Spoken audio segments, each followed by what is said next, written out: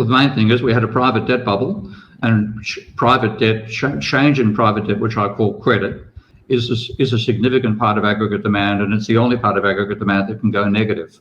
So we had a bubble in the 1920s, which began with a housing bubble, which I wasn't aware of, I must admit, until very recently, courtesy of the work by a guy called Richard Vague, whom I highly recommend you having a read of his work.